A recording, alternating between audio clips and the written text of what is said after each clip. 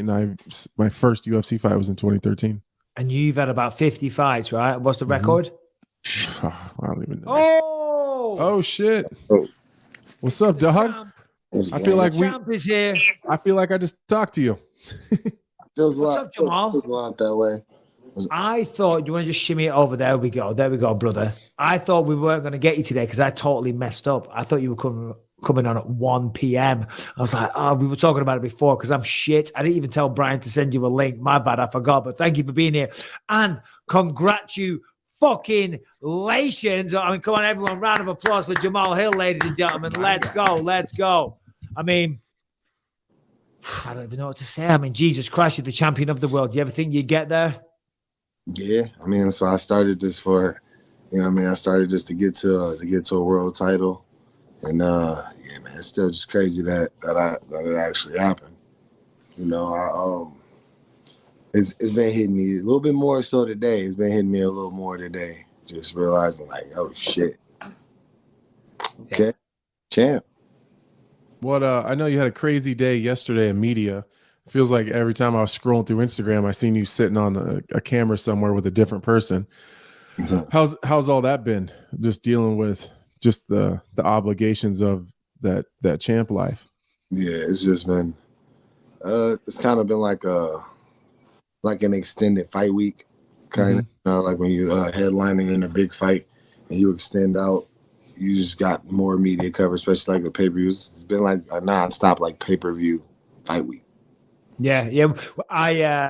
Because we were talking earlier on a direct message, and you said, "Yeah, I've been doing so many interviews, yada yada yada." I said, "Yeah, welcome to Champ Life," because that's what it gets, right? Yeah. But I also said, "But wait until the checks start rolling in.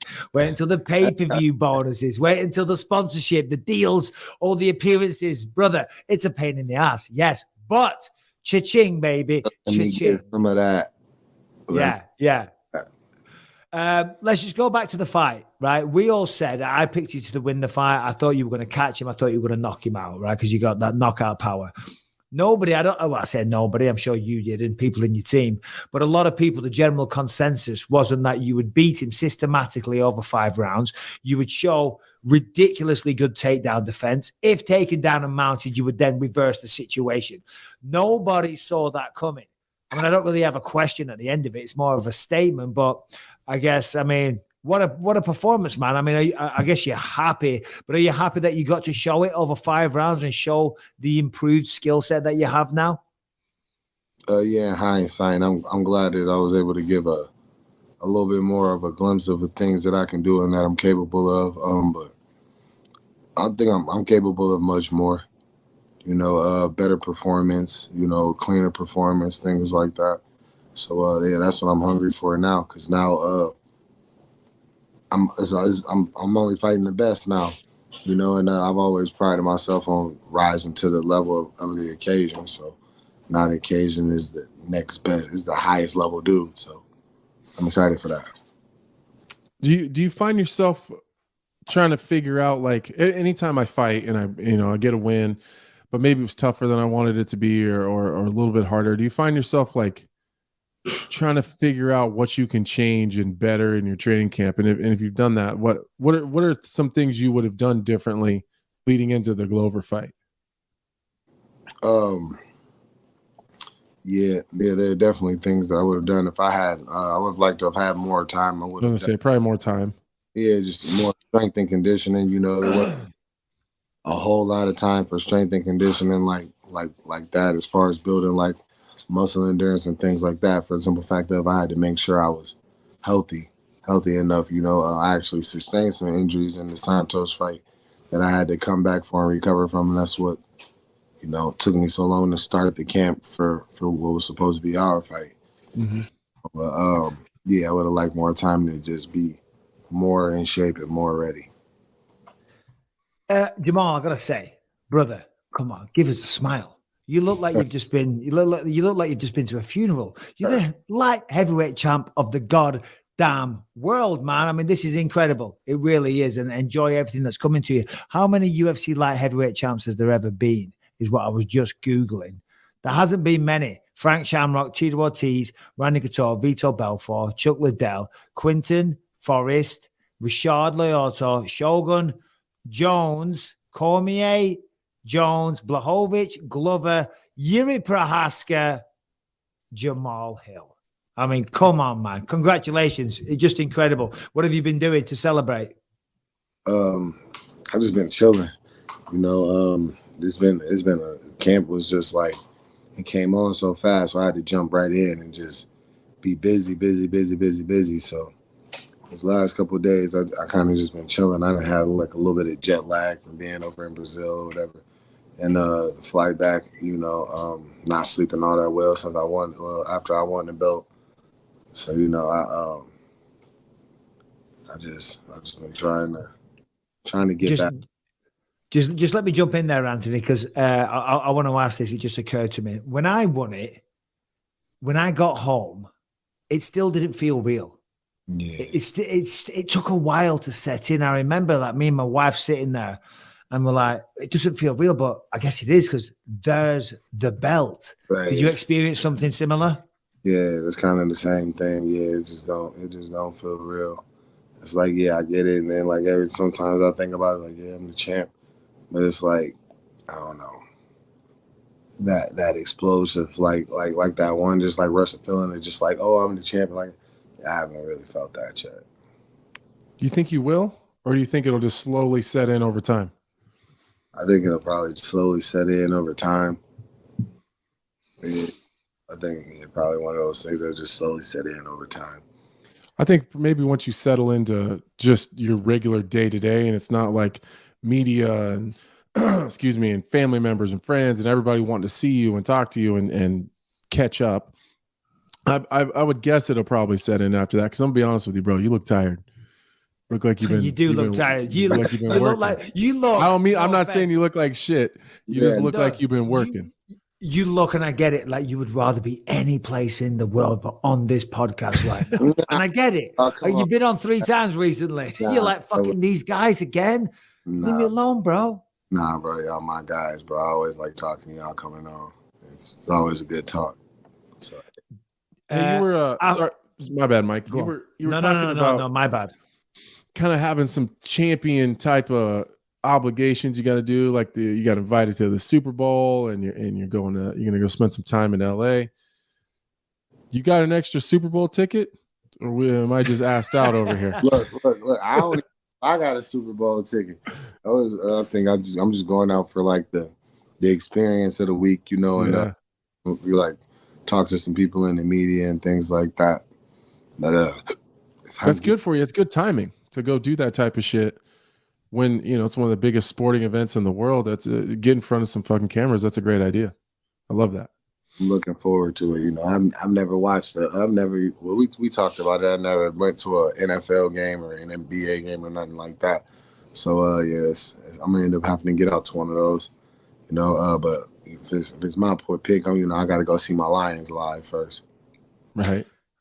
Let's talk about Glover real quick. I mean, obviously, I think I speak on behalf of everybody in the MMA community. Everybody loves Glover, right? The man is a class act and he's a warrior inside the octagon. After Brandon Moreno got pelted with bottles on his way out, and then he gets on the microphone and speaks to the Brazilian crowd, and I forget the exact words, it's something along the lines of, hey, don't do that shit here, and I'm going to walk Jamal out. I mean, what a guy. Yeah, he told me to wait. He was like, you walk out with me. So we did that, and that was it. That was an honor to share his last walk with him, too. Yeah. And then to be, making sure I was getting out good and, and respectfully and things like that. So, yeah, that was awesome. You fucked him up pretty good, though. He was a mess back at the hotel, bro. Not that I was there, but I've seen the pictures online. Poor guy. Yeah, he was looking pretty rough. He was looking pretty rough at the hotel. That's just part of the business. It's part of, you know what? I didn't feel that bad for him because he did that same shit to me. Part of the job. Part of the job. Hey, we were, I was listening to, like, I listened to you on Ariel, and then I listened to Yuri because I was just curious kind of like what each one of you guys were going to have to say. And it sounded like both you guys are willing to wait, until summer International Fight Week time, or it seems like a long time though. It does seem like a long time to wait. And, dude, I get it. It's pay-per-view points. Yuri's a big star. That that's big money. That's a huge opportunity. That's the former champion, that didn't lose it. There's a good storyline there. You don't seem like the wanting to wait type of person, though. Not really, but I also have, like, I got the fracture to my nose and things like that. And then to get the type of camp that I want, I think July is actually a pretty decent time, pretty decent time, especially like right on tap with the schedule that I've been having, so I actually would be willing to wait for that. But, if another challenge pops up, and it's ready to go, it is what it is. I'm down. International Fight Week. That's a big one. That's a big one. Of course, you take a cut of that stuff these days. After the fight, Jamal, you were overcome with emotion. And it was beautiful to see, the journey that you've been on. And I'm sorry to bring up monetary stuff again, because it's not all about money. It's not. But what were you doing for work prior to fighting professionally for a living? What did you used to do? I worked in a factory. The last factory that I worked in, I built crates, big ass crates, like about 24-foot crates for shipping sign parts. And I did similar stuff. I'm sure Anthony did. A lot of fighters come from similar backgrounds. I remember when I decided I was going to become a professional fighter, and like a dickhead, I was all excited about it. I was telling people, here's what I'm going to do. And I know for a fact people were talking shit behind my back. I know even my own friends, because some better friends, if you will, were telling me, they were talking shit back at the house the other night, having a few beers, laughing and saying, what is he doing? I guess, did you experience anything like that? And I always say, well, that's all well and good, because look who got the last laugh. I mean, not about your friends, but the journey that you've been on. I'm assuming you had doubters and haters, for want of a better word, along the way. Yeah, I've had them. I've had both. But as far as people that are fake to my face, or anybody who knew me, even from my first amateur fight. I had my first amateur fight I believe it was March 6, 2010. So I had an amateur career, where there was actually a sample size to where you could see anybody that saw me fought knew that I could, knew that I was really good. So I didn't really have much of that. It's anything older people, they just didn't understand. Yeah. I'm figuring out the last couple of days with some of your media. Obviously, I had you on my Sirius XM show too, but I'm not the only guy in the light heavyweight division that's super petty. And where's this going? Well, Mike, I don't know if you know this, but there's a lot of times where I'll save screenshots of people talking shit to me on Twitter, and then after I go win, I'll send the screenshots back to them. So I'll be sitting in the hotel, nice. During COVID days, I'd fight. I think I fought Devin Clark or something, and then I went back in the hotel. I spent 2 hours sending all the shit talking screenshots back to people on Twitter. So, I've heard you've just told some stories about just some of the petty stuff and remembering shit. Did you get to most of the people you wanted to get to, and what was your, I don't know, the funnest?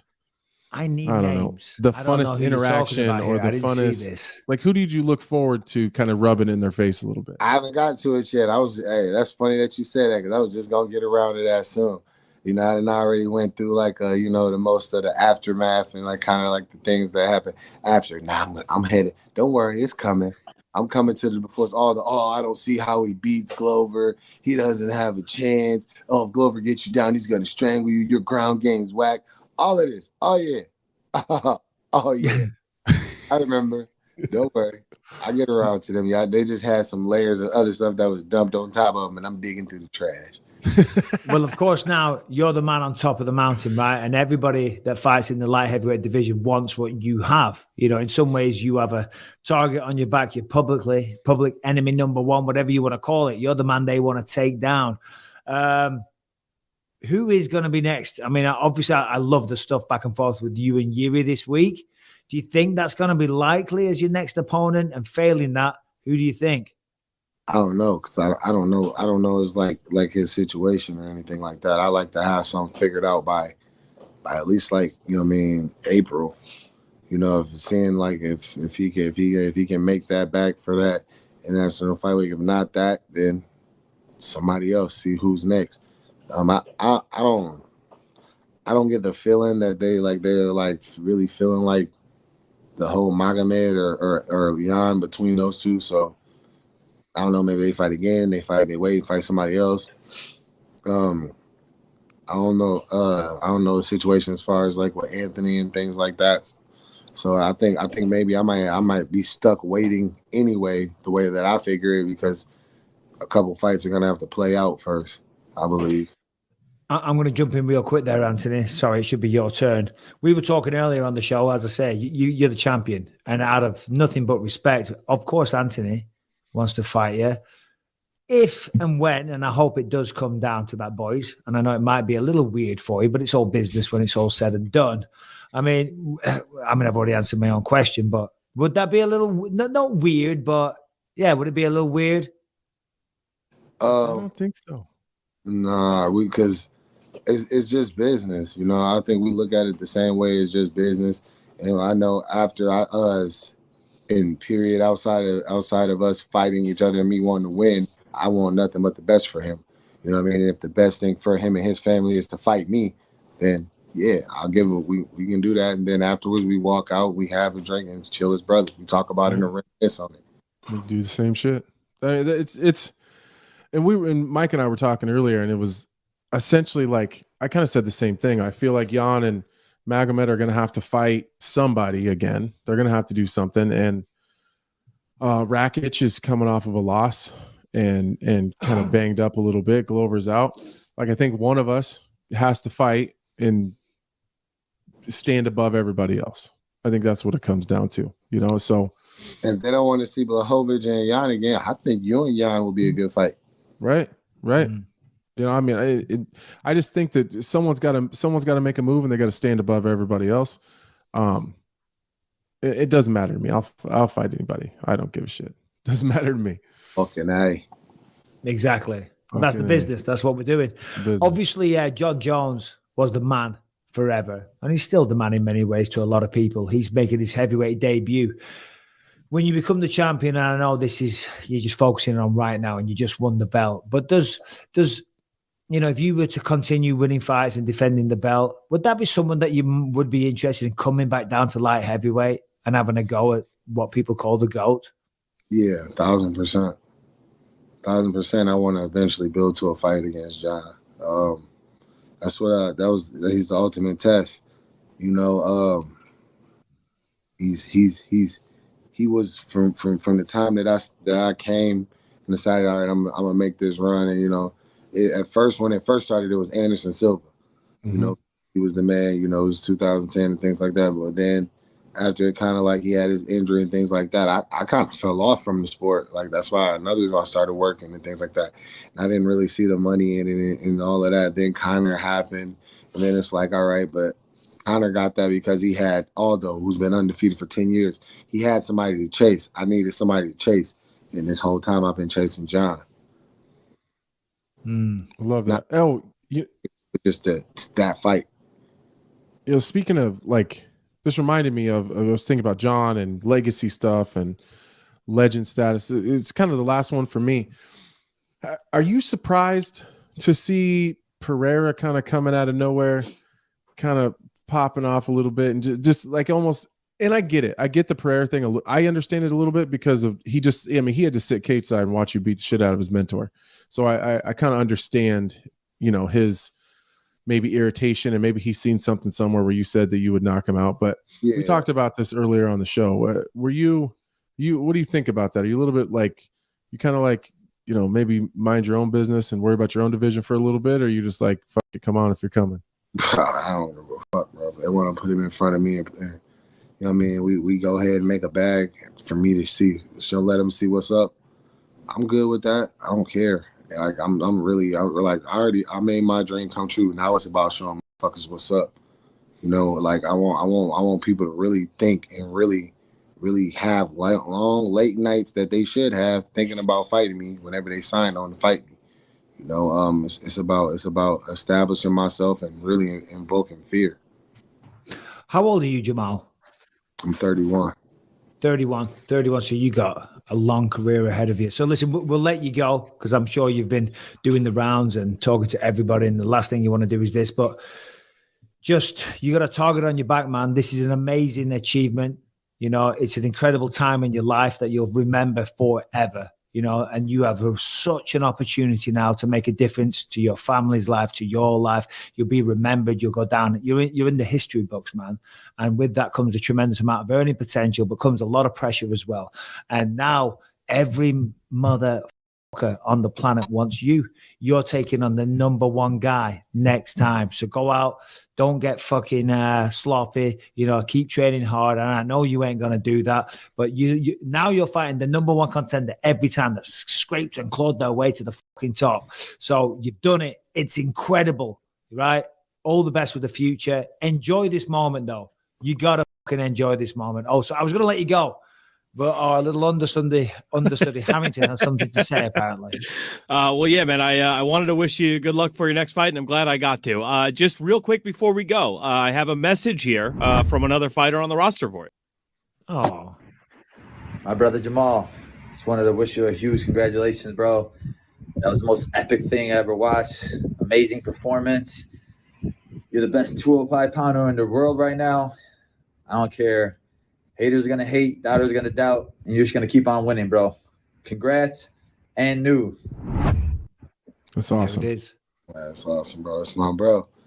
You know what I mean? Well, Bilal's had my back since day one. You know, even before I even like really fully knew who he was, you know, he was just supporting. I'm like, damn. I'm like, who is this? You know, and then like from there, bro, we just like, you know what I mean, we've been locked in. And now we built a really great relationship. Same thing for you, and bro, I appreciate you. I appreciate you answering that call when I called and I reached out. You know what I mean, and answering it in the way that you did and was there like you were, because like a lot of people could have went the other way. You know what I mean? You'd have been right to tell me, nah, I don't feel like doing that or anything. You know what I mean? Whatever, bro. But yeah, bro, I appreciate that, bro. You helped make my dream come true, bro. Nah. I'll never forget that, bro. And I always, bro, you already know, bro. Oh, yeah. No, I appreciate that, man. And you're welcome, bro. Just like I told you and I told your coach, Chad, like, and in the words of Brian Butler when he's telling you all the time don't go do rapper shit now that you're the world champion. Just a little bit, bro. Just a little bit. Go do some rapper shit. Did you buy yourself a new watch? Is that a new watch you got on there? No, no. I'm not doing rapper shit. I'm not doing rapper shit. Do a little bit of rapper shit. Like you gotta treat yourself. Party a little bit. Buy something a little bit nice. You know, Mike. When I was there training, I walked out and I walked outside and I was like looking around at all the cars in the parking lot. And I was like, which car does Jamal Hill drive? And I'm not going to say the kind of car he drives out loud, but it's a very nice vehicle, but it's not like it's very humble. Champ car. What? It's not a champ car. No, it's a nice dad mobile. You know what I mean? Like it's not, you know, like he can fit some kids in there and shit, but it's not a van or anything. Jamal. But it fit his kids. You got to do a little bit of rapper shit. Just a little. You earn that shit. Oh yeah. No, you got to reap the benefits of the spoils, of course. But when I became champ, and my mate owns a dealership, he has all fancy cars out of my pay range. I went down there. I was looking for something new to upgrade. I said, I got this Maserati here, Quadriporte GTS, all customed out. And he sold me. He's like, this is what I was asking for it. And I'll sell it to you for what I paid for it. You could drive it for 2 years and still sell it for more than what you pay. I'm like, it's an investment. I did it. Bought it cash. Right when I took it back, he offered me next to nothing for it. So yeah, enjoy it, but don't waste it, man. Yeah, for sure. You know, I'm gonna make money. Yeah. Well, listen, thanks again for joining us. I know you've been in hot demand this week, so Jamal, appreciate it. One last time, congratulations and everything. Looking forward to the future, and that's about it, man. All the best. Thank you, fellas. I appreciate you, brother. Stay in touch, man. For sure, 100%. Nice, good. I'm glad he got to join us. Yeah, I really am. That was beautiful to see between you two as well, Anthony. Yeah, he's a good dude. He really is. We'll fight when we got to fight, but he's a good dude, man. That's one of those guys that are like, I'm glad I met that guy. I'm glad that I'm glad we're friends. You know, like I'm glad Mhm. that fighting bullshit aside, that's just a good dude to just have in your life. He's a good dude. Yeah, certainly seems like it. And again, that show of emotion afterwards. I don't know, some dickheads go, well, what's he crying for? Well, I'll tell you what, when you come from a tough background and then Mhm. you get involved in the toughest sport on planet Earth and you get all the way to the top of the mountain and you've had, With an no almost breaks in 0% likelihood of being successful.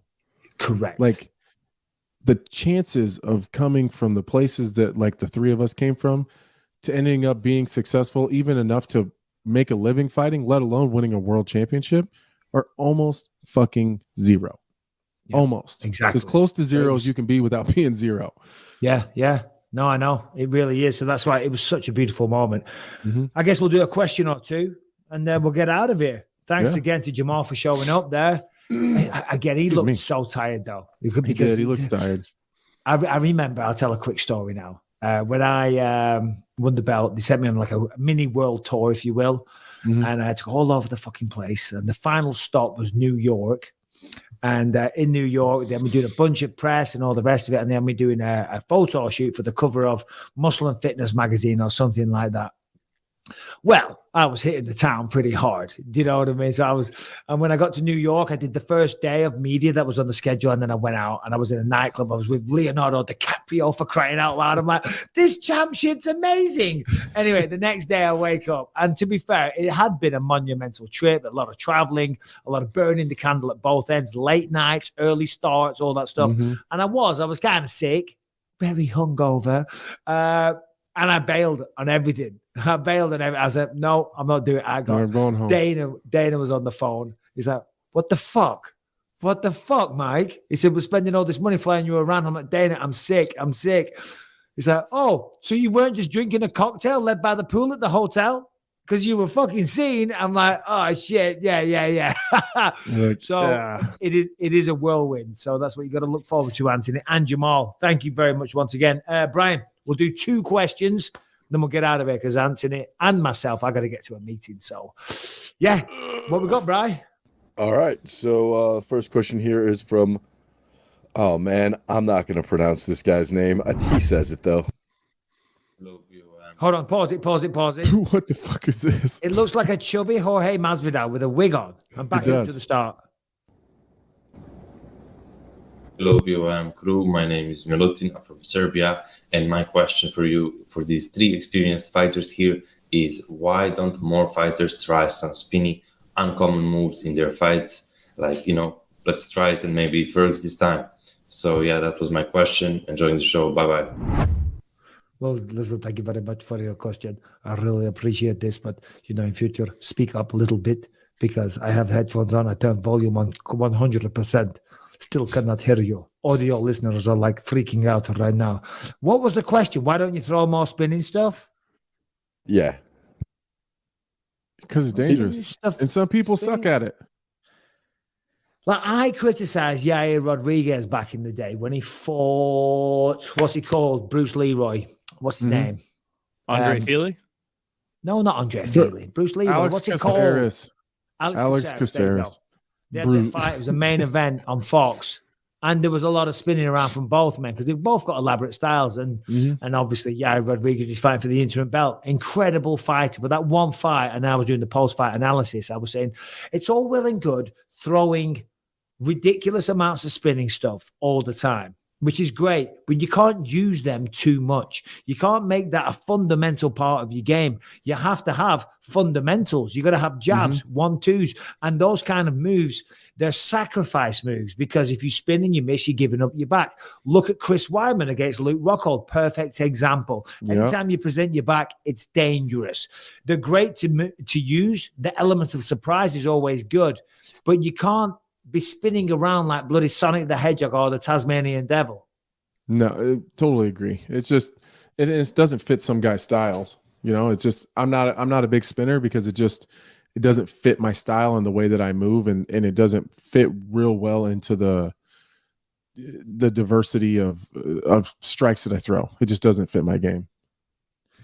It doesn't fit your game.